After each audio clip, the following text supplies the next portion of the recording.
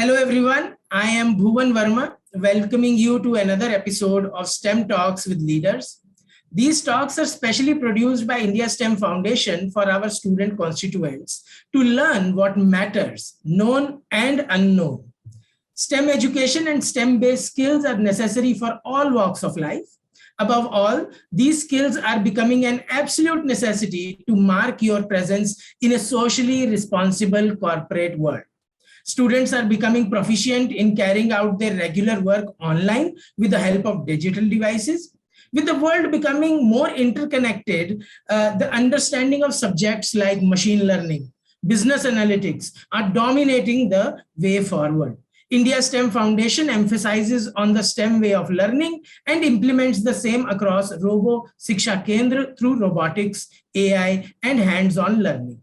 Today, we have someone very special for you guys, and he is Mr. Nikhil Buran, Director Sales, Takyon Networks Pvt Limited. Hello, Nikhil. How are you? I'm fantastic. How are you, Joy? Yeah, excellent. Good afternoon. All the students.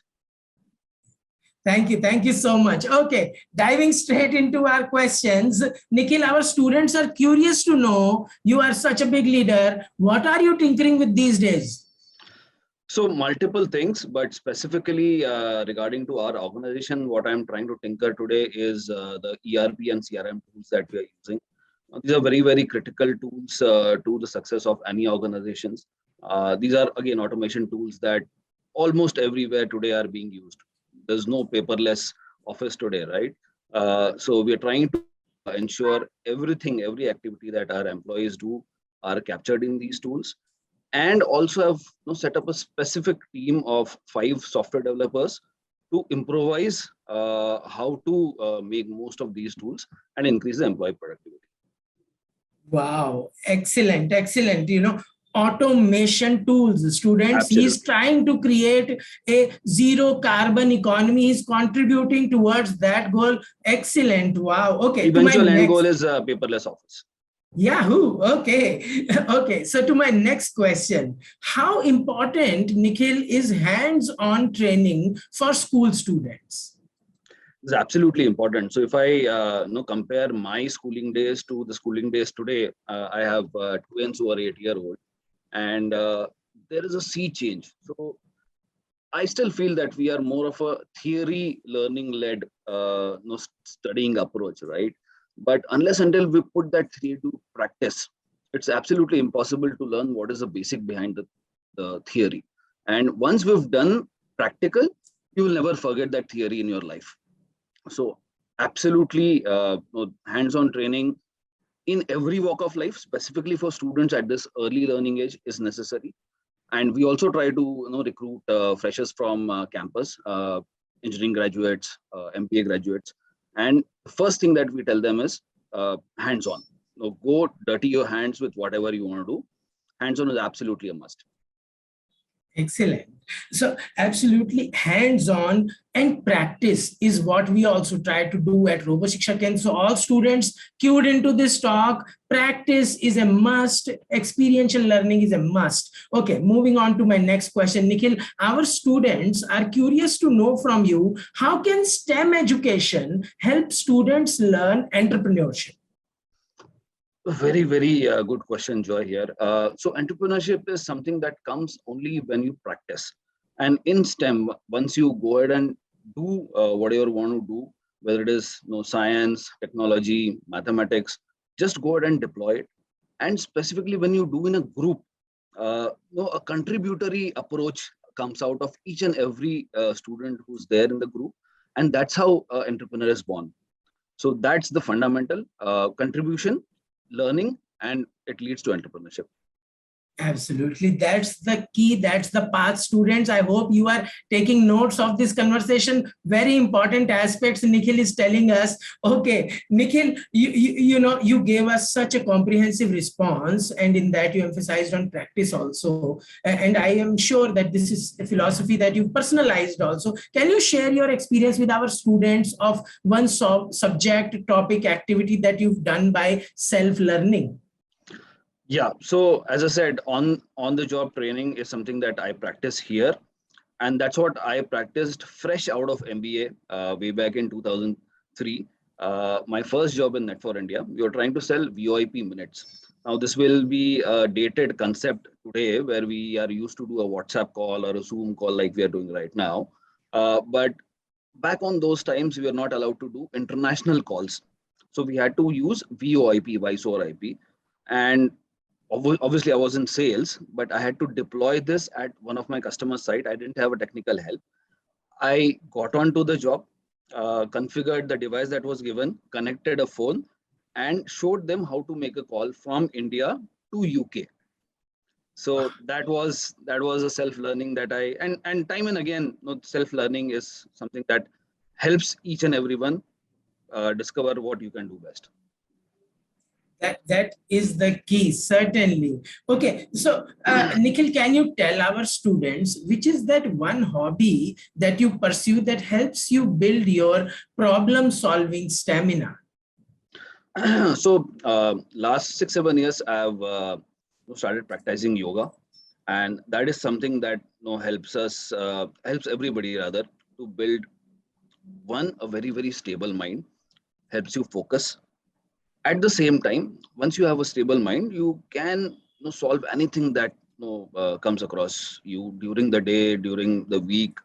And yoga has helped me a lot, obviously helping me physically staying fit, at the same time mentally staying fit, which are equally, both of them are equally important for any aspect of life, whichever aspect of life you are in, whether you are in leadership, you are in finance, you are in sports, athletics.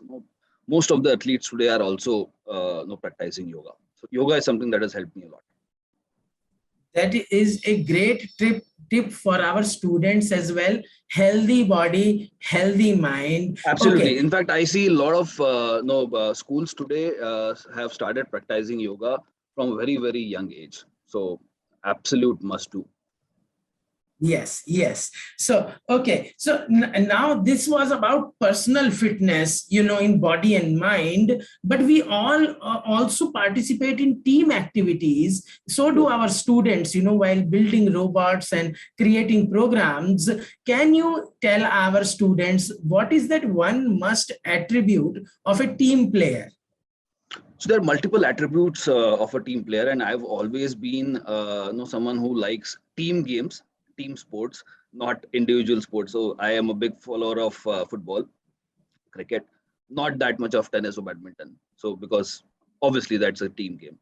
I think one of the key attributes should be a good listener. Each and every member of the team has something to say, and not everyone is extrovert or outspoken. So you should give a listening ear to everybody. Let everybody contribute. Be a good listener, and whatever the outcome of that total discussion is going to be great. Absolutely. Wow. So one should be a good listener. Yes, One guys. should be a good. Keep noting down these tips. These are very important in leading yourself as a leader. Listening is one of the best qualities of a leader. Nikhil has just mentioned that. Okay, Nikhil, our students, this is their favorite question to ask, and they're always curious to learn what is a STEM leader's favorite equation, formula, quote, and why. Multiple things, but top of my mind is a quote given to me in one of my first sales jobs by my GM sales, saying no is a strength. So people would quote a lot of great leaders, Mahatma Gandhi, but I mean, he was an amazing leader, and he taught me this best lesson of life, specifically in my field of work. Saying no is a strength. A lot of people feel that saying no is a weakness. Agar main na bol dunga to kya hoga? So it's okay. You can't do everything, right? So somewhere you have to say no. Specifically in these tough times where everybody wants to slog 10, 12 hours a day. If you can't do it, just go ahead and say no. In student life, again, they are learning. In this early learning phase, you can learn so much in a day, right? So saying no is a strength is the formula that I go with. Wow, certainly. And our students will benefit from this mantra. Okay, to my next question, Nikhil, our students also want to learn from you, which is that one tool or technology that you took a long time to master? Technology has changed so much since the time, no, I should say I got into my teens where we actually started to use or learn technology. One thing that I faced a lot of difficulty growing up was the migration of phones from the keypad phones to touch phones or smartphones as we use. Today, everything is smart, right? Everything you can't, the Nokia 3310 days are gone. But yeah, that technology is something which took me a lot of time. So from Nokia, I went to BlackBerry. It was an amazing phone. Technology died its own death, and everything turned to touch and smart, right? So it took me a long time to transfer my kind of skills and to get to used to this kind of technology. But now, yeah, everybody's adapted to it. My kids actually Exactly. use it more efficiently than I do. Yes, children are taking to Absolutely. the digital platforms very naturally. I would say they're very well designed, so to say that they're adaptable, and their acceptability within the society and enthusiasts keeps on growing every year, and the evolution is also there, which is Absolutely. happening. And Absolutely. with that, I come to my next question to you. To lead is also to adapt and to do new things. Our students are curious to know from you, how does STEM education help students learn about leadership? So, two-part answer to that. So, STEM education is something which helps you dirty your hands with what you are learning or what you are reading in the book. At the same time, it infuses collaboration. A single child cannot dirty the hands. He needs help of someone to come to a particular problem-solving solution. So, key mantra here is each member has to contribute. And that's how a leader is born out of the everybody who is contributing. Eventually, so if you work long in a team, eventually everybody would know that, yeah, everybody contributes, but at the same time, this is the one who has the most right and correct thoughts. So each member has to contribute towards leadership. Exactly. Yes. And that brings me to another aspect of Yeah. teamwork and leadership. There are several challenges, failures, and rejections. Our students face when they're building robots. I know it is something that even adults can't do. But yes, of course, since they've invested so much time and effort and thought in that, when they fail, they feel rejection. Can you help our students learn how to deal with failure and rejection? So first of all, failure is not ultimate. If you fail, you try again. As simple as that. You try it till the time you succeed. And every time you fail, go back, take a step back, analyze what went wrong. Once you analyze what went wrong, you will not repeat that mistake. And every time there's a failure, it is because of a mistake. Don't repeat that mistake. As simple as that. Go back, analyze what went wrong, uh, do it better, do it differently, try every possible method. But again, failure is not ultimate. Failure is step to success. And anyone who's not failed has not tried. You will fail only if you try, right? So go ahead, try it, fail as many times as you want, try again, and eventually you will succeed. Certainly, students, if you fail, don't feel guilty, feel curious, like Nikhil says, figure out what went wrong and work on it, make it better. You can do it. Okay, all right. To my next question, Nikhil, and thank you for sharing such comprehensive responses. Our students are loving your responses. Okay, which book are you reading or carrying around with you these days? So these times I'm reading a book by one of my very favorite character. I'll not say he's an author. He is Sir Alex Ferguson. The book name is Leading. It is co-written by Michael Moritz. Sir Alex Ferguson is one of the most successful football managers in history.